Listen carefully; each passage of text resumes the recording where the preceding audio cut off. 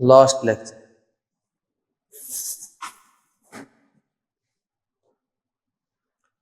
सो moving coil galvanometer. तो galvanometer का काम क्या है? ये पता करना कि किसी सर्किट के अंदर करंट है या नहीं, बस ये पता करना, डिटेक्ट करना। मीजर करना किसका काम है? एमीटर का। करंट कितना है ये एमीटर मीजर करेगा। अच्छा, अब अगर एमीटर मीजर करेगा तो एमीटर से हम पता भी तो कर सकें कि भाई करंट है कि नहीं। तो गैल्वेनोमीटर की जरूरत क्या है? एमीटर से ही कर लो, वैल्यू मत देखो, बस ये देख लो कि उसकी सुई चलेगी तो करंट है, नहीं चली तो नहीं है। तो गैल्वेनोमीटर की क्या जरूरत थी? कुछ तो होगा। अब एमीटर से हम लार्ज वैल्यू तो मेजर कर लेंगे, कुछ वैल्यू है, सपोज 0.1 एम्पियर है, माइक्रो एम्पियर में है, लेकिन उससे भी करंट कम है तो, माइक्रो एम्पियर उससे भी कम है तो, बहुत ही कोई हल्का सा करंट है तो, बहुत इतना लाइट करंट जिस करंट में अगर मैं एमीटर लगाऊं तो उसकी सुई चलेगी ही नहीं, उस करंट की वैल्यू को भी मेजर करने के लिए, उसको डिटेक्ट करने के लिए कि इतने कम करंट को भी बता देगी है कि नहीं है, तो उसके लिए क्या है हमारे पास? गैल्वेनोमीटर। तो to detect very very small current in a circuit we need galvanometer.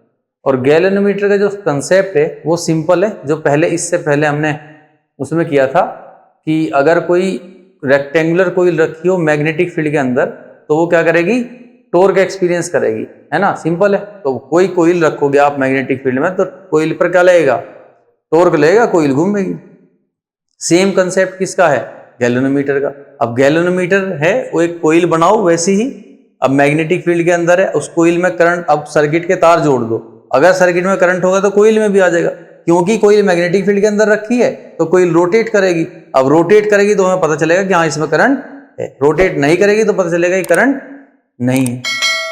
ठीक है, तो कुछ इस तरह का अरेंजमेंट होता है। जब हम गैल्वेनोमीटर बनाते हैं तो सबसे पहले क्या लेते हैं? मैग्नेट्स, मैग्नेटिक फील्ड प्रोड्यूस करेंगे। इधर की साइड हमने नॉर्थ लिया और इस साइड हमने साउथ लिया। बीच में रखेंगे एक सॉफ्ट आयरन कोर। ये जो यहां बीच में रखी है ये हमारी क्या है? ये है सॉफ्ट आयरन कोर। ये सॉफ्ट आयरन कोर है, ठीक है, ये जो बीच में रखी। इस सॉफ्ट आयरन कोर के चारों तरफ हम लोग क्या लपेटते हैं? Insulated copper wire.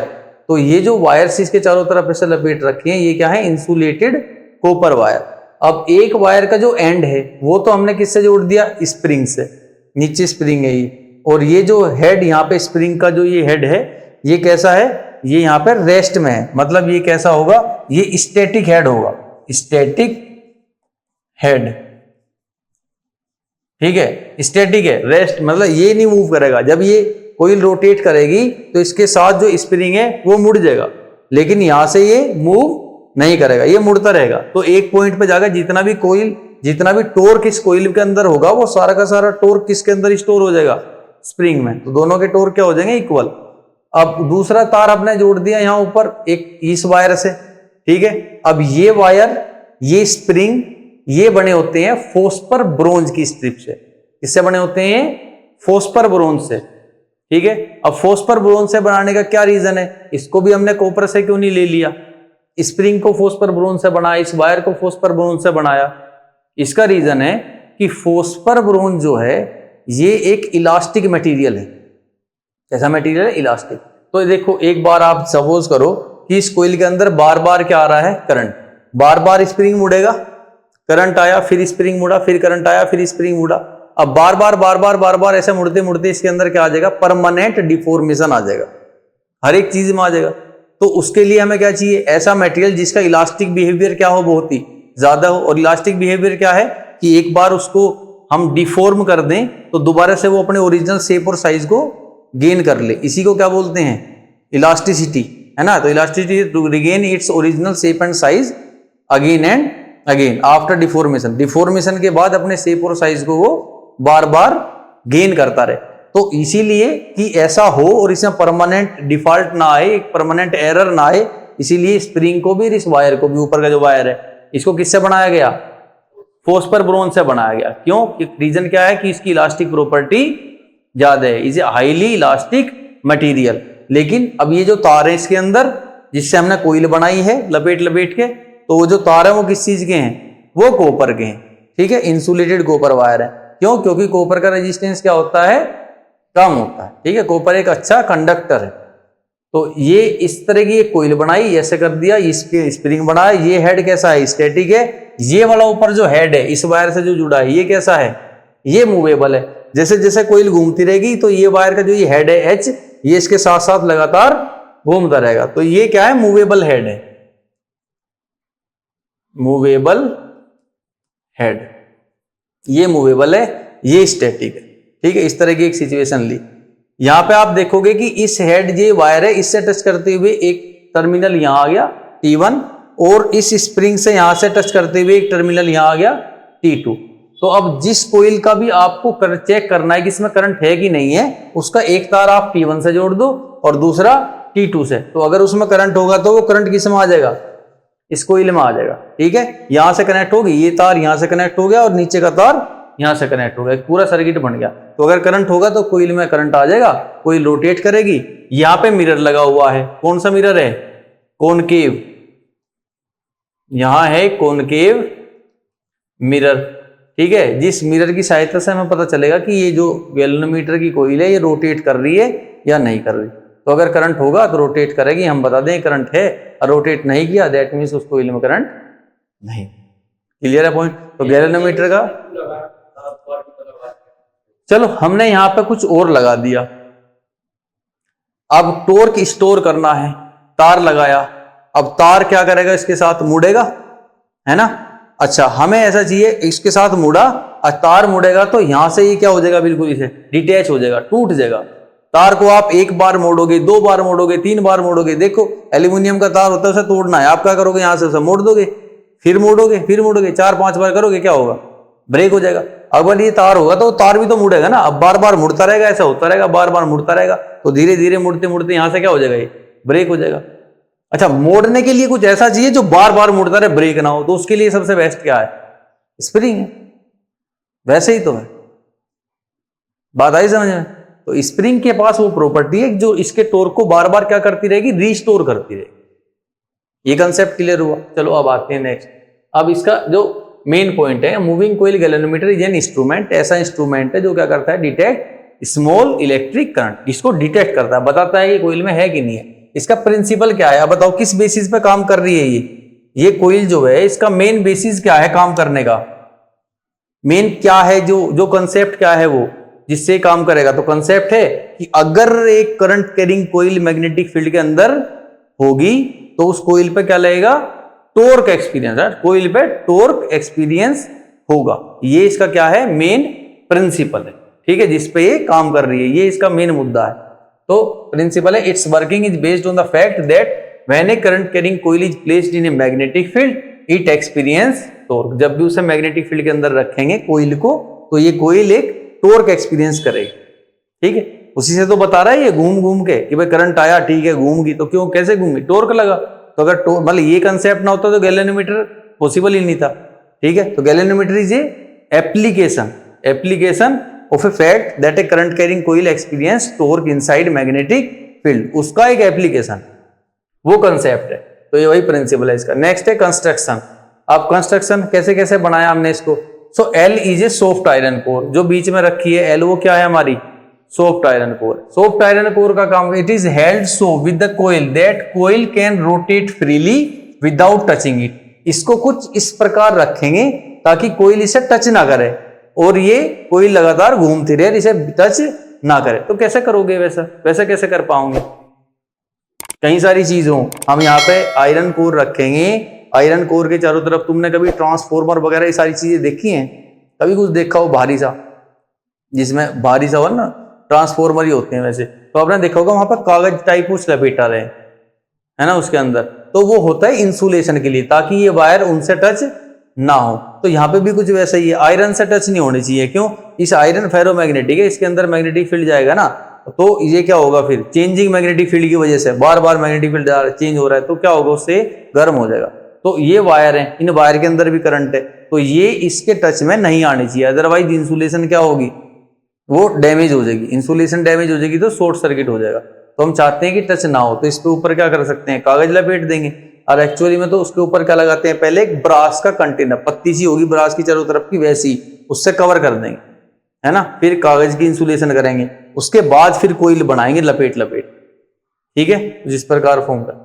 नेक्स्ट चलो देख, तो ये क्या है, मतलब सिंपल है कि ये इसे टच किए बिना एक सॉफ्ट आयरन कोर है ना, वो लगा रखी है, क्योंकि this makes magnetic field linked with the coil to be radial. ये क्या बनाती है मैग्नेटिक फील्ड को, कैसा मैग्नेटिक फील्ड देती है, रेडियल मैग्नेटिक फील्ड। ये लाइंस कहीं से भी हो, वे सारी लाइंस किसके अंदर से निकलेंगी, इसी के अंदर से निकलेंगी, ठीक है। रेडियल मैग्नेटिक फील्ड क्यों निकलेंगे इसके अंदर से, ये फेरोमैग्नेटिक सब्सटेंस है, इसके पास प्रॉपर्टी है कि ये स्ट्रॉन्ग अट्रैक्शन करता है मैग्नेटिक फील्ड को। तो जैसे मैग्नेटिक फील्ड कहीं भी होगा, लाइंस कहीं भी होंगे, सारी की सारी इसी से निकलेंगी, ठीक। तो इसी वजह से, ताकि हमें एक रेडियल मैग्नेटिक फील्ड मिले, तो इस वजह से हम ये लगाते हैं। अच्छा, रेडियल मैग्नेटिक फील्ड से क्या होगा, स्ट्रॉन्ग मैग्नेटिक फील्ड, सबसे ज्यादा स्ट्रॉन्ग मैग्नेटिक फील्ड मिलेगा, और उससे हमें टॉर्क कैसे मिलेगा, maximum, will get A maximum amount of torque, है ना, मैक्सिमम मिलेगा। चलो ठीक, आगे चलते हैं। वर्किंग क्या है, तो when a current pass into the coil, जब भी कोइल के अंदर से क्या होगा, करंट पास होगा, the coil experience a torque, coil में एक टॉर्क महसूस होगा, inside it, due to which it rotate and the spring twist, इसकी वजह से कोइल रोटेट होगी और स्प्रिंग क्या हो जाएगा, ट्विस्ट हो जाएगा, मुड़ जाएगा, and the torque store inside it, और उस स्प्रिंग के अंदर जो कोइल है उसका सारा टॉर्क उसके अंदर स्टोर हो जाएगा। क्लियर है, ये इसका वर्किंग है। चलो अब देखते हैं थ्योरी कैसे काम करेगी। तो let theta be the twist produce due to rotation of coil and K be the restoring torque produced per unit twist, restoring torque. अब देखो चीजें सिंपल हैं। क्या कहा इसने कहा जैसे हमने कोइल में क्या दिया, करंट दिया, तो कोइल रोटेट हुई, कितना डिग्री तक रोटेट हुई, थीटा डिग्री तक रोटेट हुई। कोइल रोटेट होती रही, स्प्रिंग मुड़ता रहा, तो कोइल कितना रोटेट हुई, थीटा डिग्री, कुछ भी हो सकता है, 50 डिग्री, 30 डिग्री, 20 डिग्री तक रोटेट हुई, और उसके बाद इसके अंदर टॉर्क स्टोर हो गया। इतना ही टॉर्क था, ज्यादा टॉर्क होता तो 50 डिग्री, उससे ज्यादा होता 70 डिग्री, ठीक है, 180 डिग्री, ऐसे रोटेट होती रहेगी जितना ज्यादा टॉर्क होगा। तो सपोज कितना रोटेट हुई, वो थीटा डिग्री तक रोटेट हुई, ठीक है, और उसके अंदर टॉर्क स्टोर हो गया। अब जो स्प्रिंग है उसका होता है कि स्प्रिंग फैक्टर, हर एक स्प्रिंग का क्या होता है, स्प्रिंग फैक्टर।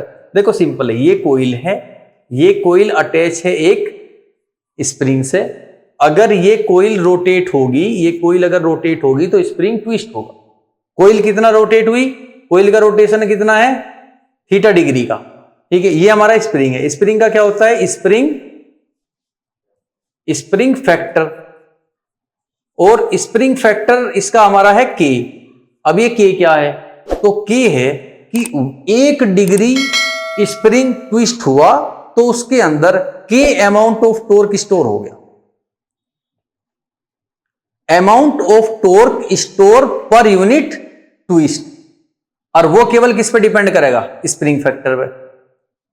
अब 1 यूनिट स्प्रिंग मुड़ा, कितना मुड़ा, 1 यूनिट, 1 यूनिट मुड़ा, तो 1 यूनिट डिग्री मुड़ा तो के स्टोर हुआ, के जो टॉर्क है वो स्टोर हो गया।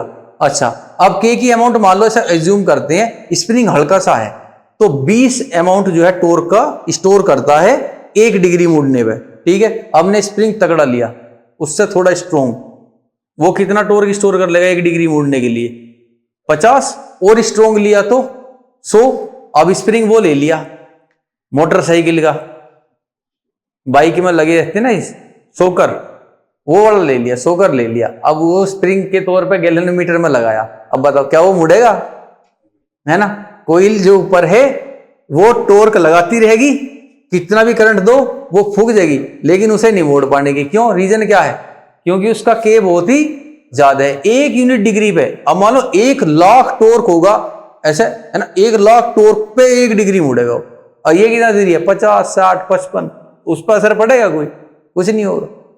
मतलब सिंपल सी बात है, मतलब क्या है, स्प्रिंग फैक्टर किसका होता है, स्प्रिंग का, डिपेंड करेगा स्प्रिंग कैसा है, हल्का स्प्रिंग है, भारी स्प्रिंग है, कैसा स्प्रिंग है ना। तो हम क्या रखेंगे, स्प्रिंग फैक्टर को हम क्या रखेंगे गैल्वेनोमीटर में, कम। क्यों रखेंगे, ताकि हल्के से करंट में भी वो मुड़ तो सके, नहीं तो कोयल को मुड़ने ही नहीं देगा वो, तो उसे बिना मुड़े जितना टोर्क कोयल में आता रहेगा वो स्टोर करता रहेगा, बिना मुड़े ही उसे मुड़ेगी ही नहीं, मुड़ने ही नहीं देगा। तो कोयल मुड़ेगी तो कब मुड़ेगी, जब स्प्रिंग मुड़े। अब स्प्रिंग मुड़ेगा नहीं, वो तगड़ा ले लिया आपने स्प्रिंग। तो कोयल हमारे जो गैल्वेनोमीटर है वो ज्यादा सेंसिटिव हो, ज्यादा अच्छा हो, जितना सेंसिटिव होगा करंट से उतना ही वो अच्छा होगा। तो ज्यादा अच्छा हो उसके लिए जो उसका के होना चाहिए, जो स्प्रिंग फैक्टर होना चाहिए, वो क्या होना चाहिए उसका, कम से कम, है ना, ताकि हल्के से टोर्क में भी वो ट्विस्ट हो जा, हल्के से टोर्क में भी ट्विस्ट हो। बात समझ आई, ठीक। तो इस तरह से मतलब इसने कहा let theta be the twist produce due to the rotation of coil. अब कोइल रोटेट हुई और कितना रोटेट हुई, थीटा, और वो थीटा ही ट्विस्ट हुआ, क्या चीज हमारा, स्प्रिंग, है ना। तो स्प्रिंग का क्या होता है, स्प्रिंग के पास होता है के क्या है, रीस्टोरिंग टोर्क प्रोड्यूस पर यूनिट ट्विस्ट। एक यूनिट ट्विस्ट में कितना टोर्क स्टोर हो रहा है, के, ठीक। अब आते हैं, अब कोइल ने कितना टोर्क बनाया, the torque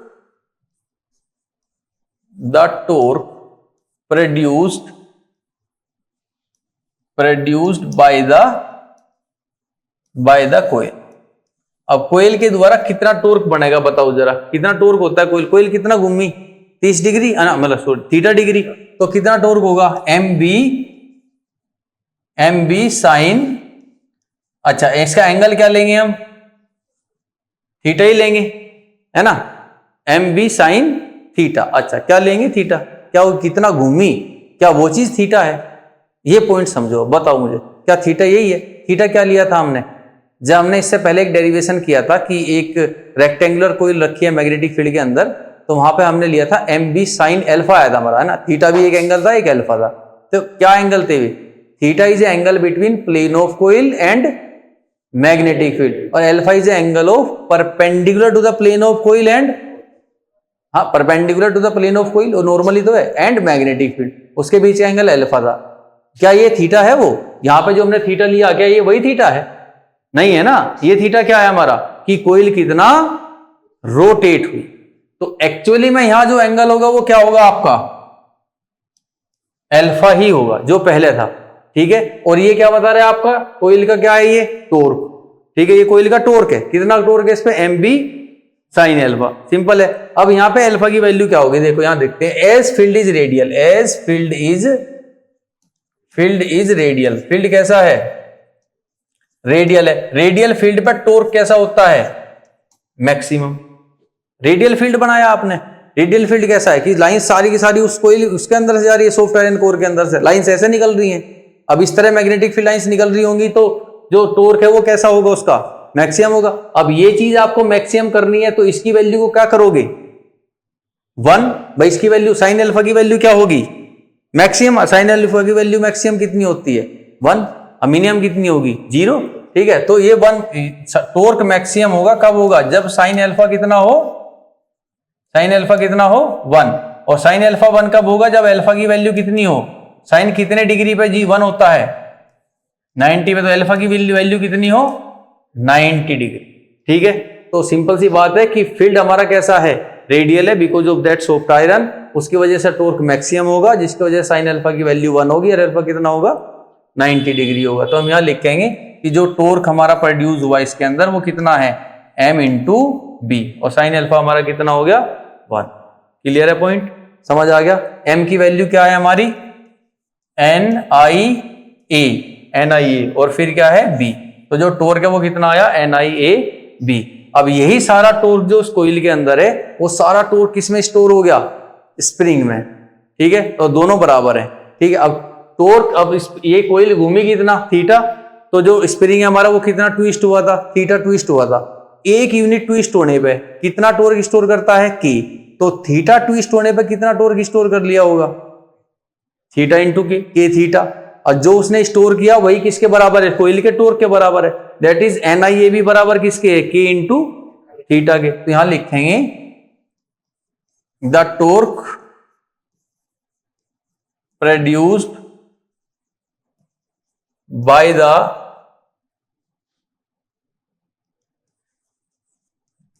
by the coil is equals to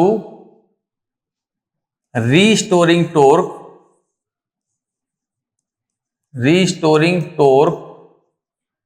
in the spring, ये दोनों क्या है, इक्वल है।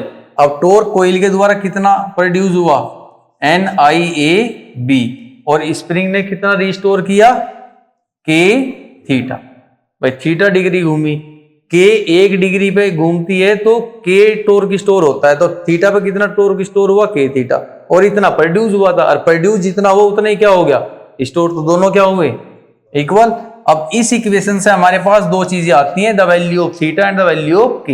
तो यहां से हम देखें तो K हमारा कितना है, NIAB अपॉन थीटा, और इसी से ही एक वैल्यू आएगी कि थीटा हमारा कितना होगा, थीटा कितना होगा, NIAB अपॉन K। ये दो वैल्यूज यहां से हमें मिली, क्लियर है, और इसकी थ्योरी खत्म। अब यहां पे दो चीजें हैं, एक तो होता है करंट सेंसिटिविटी और एक होता है वोल्टेज सेंसिटिविटी, ठीक है। अब सेंसिटिविटी क्या है, आता है कुछ समझ में, सेंसिटिविटी, चलो एग्जांपल से समझते हैं। अब मान लो अब तुम्हारे में दो बच्चे हैं, एक ये है कि ये, ठीक है। अब ये तुम दोनों को ही जो है साफ सुथरा रहना पसंद है, तुम्हें धूल मिट्टी से क्या है, तुम सेंसिटिव हो, you are sensitive with the dust, ठीक है। अब देखो सेंसिटिविटी किस तरह की है तो थोड़ा समझाते हैं। ये लड़का, अब ये कभी कभी मान लो कैसे खेलने के लिए गया तो धूल मिट्टी लगी, तो ये खेलता नहीं, दूर रहता है, अब ज्यादा धूल हो रही है तो वहां चला जाएगा, ठीक है, धूल ज्यादा है, मिट्टी है, मैं नहीं खेल, ठीक है, इतना सेंसिटिव है। अब दिन में 2-3 बार नहा भी ले, भाई जैसे थोड़ी सी भी ऐसा महसूस होगा तो नहा लेगा, ये सेंसिटिव है, ठीक। अब एक ये है लड़का, अब इसका ऐसा है कि अगर ये मानो ये हर टाइम, दिन में हर टाइम, थोड़ी थोड़ी देर में, अब दिन में कहीं भी कुछ हुआ ये पूछ देगा, नहीं मैं धूल होगी, अब यहाँ है ना भाई, कोई हल्की सी भी कुछ हुआ जाए धूल होगी, ना किसी को टच भी नहीं करने का, बस गंदा हो जाएगा ऐसा टच करने से, कपड़ा कहीं लगने नहीं देगा, किसी के चेयर पे नहीं बैठने का, ऐसे बहुत से होते हैं गाँव में लोग, गाँव में बहुत सारे लोग होते हैं, आप उनके घर जाओगे आपको देंगे वे चेयर बैठने के लिए, बैठ जाओ, लेकिन आपके जाते उसे धोएंगे फिर वो, बहुत सारे हैं ऐसे, मैंने देख, है ना, ऐसे आप जाओगे, अब खाट पे भी बैठेंगे ना तो उन्हें बुरा लगेगा, नहीं चाहिए, अरे नहीं, और गुस्सा हो जाएगा, आप नहीं मान लोगे, है ना, गुस्सा हो जाएगा, अरे नहीं भाई इस पर ही बैठना, क्यों, खाट धोने का मतलब क्या है भाई, 4 पाई है, उसे धोने में तो बहुत मेहनत लगेगी, दो फिर सुखाओ, तो चेयर ला के देंगे, वे धोते हैं, क्यों है, वे because of they are sensitive with the dust, वे दूसरे ऐसे उन्हें गंदा लगे, ऐसे वो मेंटेलिटी है। तो अब बताओ, चलो बताओ किसकी सेंसिटिविटी ज्यादा है, इसी की ज्यादा सेंसिटिव है, ओवर सेंसिटिव कह देंगे। वैसे ही गैल्वेनोमीटर है, गैल्वेनोमीटर कर क्या रहा है, इसमें करंट ही तो भेज रहे हैं हम, करंट कोई तो डिटेक्ट करेगा ये। अब एक गैल्वेनोमीटर है जिसने बहुत हल्का सा करंट, उसको भी जैसे ही गया तो वो एकदम मुड़ गया, ठीक है, कितना मुड़ा, 10 डिग्री, उतने करंट में कितना मुड़ा, 10 डिग्री। एक दूसरा गैल्वेनोमीटर है, उतना ही करंट उसे दिया बहुत हल्का सा, लेकिन वो 1 ही डिग्री मुड़ा बस। ज्यादा सेंसिटिव कौन है, 10 degree, more sensitive with the current, तो उसे कहते हैं उसकी करंट सेंसिटिविटी। तो करंट सेंसिटिविटी क्या होगी कि कितना थीटा प्रोड्यूस होगा by giving 1 unit of current, 1 unit current देने पे जिसका थीटा जितना ज्यादा होगा उसी में करंट सेंसिटिव उतनी ही ज्यादा होगी। एक पॉइंट हो गया क्या चीज, वोल्टेज सेंसिटिविटी। अब दोनों बात एक ही है, जहां करंट होगा वोल्टेज भी तो होगा, तो 1 यूनिट वोल्टेज देने पर किसका कितना थीटा है उसे क्या कहेंगे, उसकी वोल्टेज सेंसिटिविटी। बहुत सारी कोइल है, बहुत सारे गैल्वेनोमीटर है, हमने सबको 1 यूनिट वोल्टेज दिया, जिसका थीटा ज्यादा होगा, जो ज्यादा मुड़ेगी कोइल वो ज्यादा ही वोल्टेज, उसकी वोल्टेज सेंसिटिविटी ज्यादा होगी, जो कम मुड़ेगी उसकी वोल्टेज सेंसिटिविटी कम। क्लियर है पॉइंट, ये सेंसिटिविटी। तो दो तरह की सेंसिटिविटी होंगी, एक वोल्टेज सेंसिटिविटी और एक करंट सेंसिटिविटी। तो बात करेंगे पहले किसकी, करंट सेंसिटिविटी की। तो करंट सेंसिटिविटी को क्या कहेंगे, IS। तो ये क्या है, तो ये होगा the total amount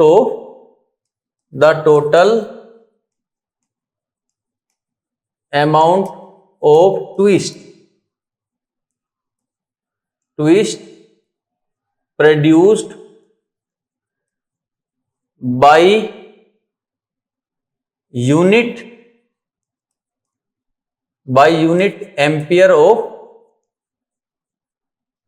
by unit ampere of current is known as current sensitivity.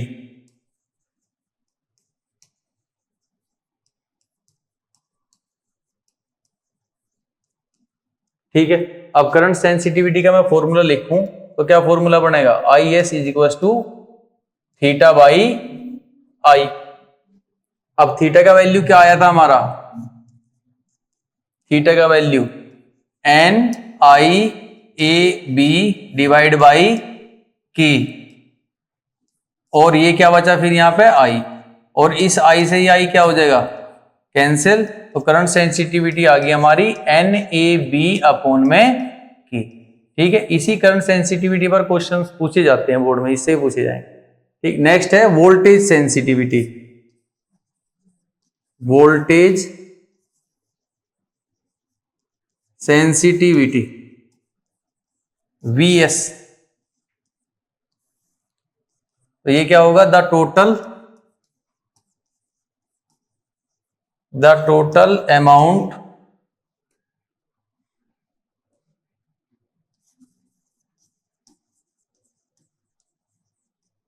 Amount of twist produced by unit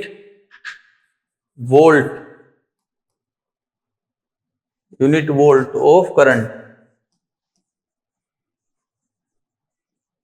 is known as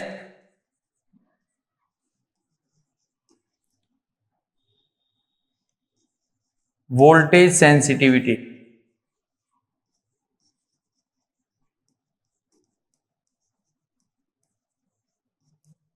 तो Vs ये किसके बराबर होगा भाई, theta upon V K, per unit voltage जो थीटा आ रहा है। तो Vs is equal to theta का value N I A B upon में की, इनटू में क्या है यहाँ पे डिवाइड में वी। अच्छा, वी क्या होता है हमारा, V equal to I R. ठीक है, तो इस आई से ये आई कैंसिल, तो ये कितना आ गया, N A B divide by K R. ये हमारा हो गया वोल्टेज सेंसिटिविटी। सिंपल सी बात है, देखो करंट सेंसिटिविटी, वोल्टेज सेंसिटिविटी, ये हमारे फॉर्मूले हैं। ठीक है, अब क्वेश्चन आएगा कि एक गैल्वेनोमीटर है, उसको ज्यादा सेंसिटिव बनाना है तो क्या करें। ज्यादा सेंसिटिव बनाने के लिए क्या करोगे, कुछ चीजें तो हैं ही, है ना। हम स्प्रिंग कैसा रखेंगे, स्प्रिंग ऐसा रखेंगे जिसका जो पर यूनिट ट्विस्ट, जो उसके अंदर रिस्टोरिंग टॉर्क है, जो के की वैल्यू, स्प्रिंग फैक्टर की वैल्यू वो क्या हो, कम से कम हो। देखो स्प्रिंग फैक्टर कहां पे आ रहा है हमारा, डिवाइड में दोनों तरफ। तो अगर इसे डिवाइड वाली टर्म को आप कम रखोगे तो करंट सेंसिटिविटी और वोल्टेज सेंसिटिविटी क्या होगी, ज्यादा होगी। To make a galvanometer more sensitivity the spring factor should be low, कम से कम होना चाहिए। अच्छा, फील्ड को कैसा कर दो, रेडियल, सॉफ्ट आयरन कोर लगा दो उसमें। वायर्स किसके लो, कॉपर के लो, इंसुलेटेड कॉपर वायर लो। ठीक है, मैग्नेटिक फील्ड कैसा रखो, यहां पे देखो मैग्नेटिक फील्ड डायरेक्टली प्रोपोर्शनल है दोनों तरफ, तो मैग्नेटिक फील्ड कैसा रखोगे, हाई। अच्छा, नंबर ऑफ टर्न्स एन क्या है यहाँ पे, टोटल नंबर ऑफ टर्न्स। तो कोइल के अंदर नंबर ऑफ टर्न्स क्या रखोगे, ज्यादा से ज्यादा। जितने ज्यादा नंबर ऑफ टर्न्स रखोगे, सॉफ्ट आयरन कोर का यूज करोगे, स्प्रिंग फैक्टर लो रखोगे, करंट सेंसिटिव यानी कि जो सेंसिटिविटी ऑफ गैल्वेनोमीटर है वो उतनी ही ज्यादा होगी, वो उतना ही बेहतर गैल्वेनोमीटर होगा। पॉइंट क्लियर है। ठीक, नेक्स्ट, अब इसी गैल्वेनोमीटर को हम कन्वर्ट करते हैं एमीटर में, और इसी को कन्वर्ट करते हैं वोल्ट मीटर में। तो एमीटर में कन्वर्ट करने के लिए क्या करेंगे, तो सपोज कि हमारे पास क्या है, एक गैल्वेनोमीटर है, ठीक है, और इस गैल्वेनोमीटर की यहां पे है नंबरिंग। ठीक,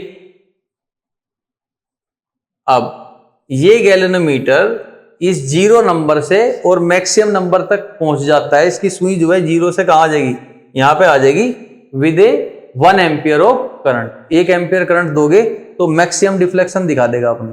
ठीक है, हम चाहते हैं कि इसी गैल्वेनोमीटर का यूज करें हम, और क्या बना दे इसका एमीटर, ताकि ये 10 एम्पियर तक का करंट पड़े, 20 एम्पियर तक का पड़े। तो हम क्या करना चाहिए हमें, तो हम क्या करेंगे कि इसके पैरेलल में एक लो रेजिस्टेंस लगा देंगे, लो रेजिस्टेंस, और उस लो रेजिस्टेंस वायर को क्या कहते हैं, शंट वायर। ठीक है, तो एस शंट वायर का यूज करेंगे, जो very low resistance connected parallel with this galvanometer. तो ये होगा कि जितना करंट यहां से आ रहा होगा, सपोज यहां से आई करंट आ रहा है, तो इस आई करंट का मैक्सिमम अमाउंट ऑफ करंट किस में चला जाएगा, इसमें, एस में, और इसके अंदर कितना जाएगा, सपोज इसके अंदर गया आई जी करंट इन गैल्वेनोमीटर, और जो बाकी का बचा कितना बचा, आई माइनस आई जी, वो करंट किस में चला गया, इस शंट वायर में। तो ये जो करंट जा रहा है ना शंट वायर में, हम चाहेंगे कि ये क्या हो, मैक्सिमम से मैक्सिमम करंट हो। जैसे 10 एम्पियर आ रहा है तो मुझे 10 एम्पियर मेजर करना है, तो ये इतना कम रेजिस्टेंस रखेंगे ताकि 10 में से 9 एम्पियर करंट किस में चला जाए, शंट वायर में, और बाकी इसमें कितना जाए, 1 एम्पियर। लेकिन यहां कितना आ रहा है, 10, तो आप यहां पे लास्ट जो इसका डिफ्लेक्शन है इस पे क्या लिख सकते हो, 10 एम्पियर। तो अब ये जब यहां 10 होगा तो ये 10 पड़ रहा होगा, लेकिन इसके अंदर कितना जा रहा है, 1 ही एम्पियर जा रहा है। तो वैसा हम कर सकते हैं, इसमें लो रेजिस्टेंस लगा। अब और ज्यादा आपको इसे जो है और ज्यादा रेंज बढ़ानी है एमीटर की, 20 एम्पियर 100 एम्पियर पढ़ना है, तो ये लो रेजिस्टेंस की वैल्यू को और ज्यादा लो कर दो।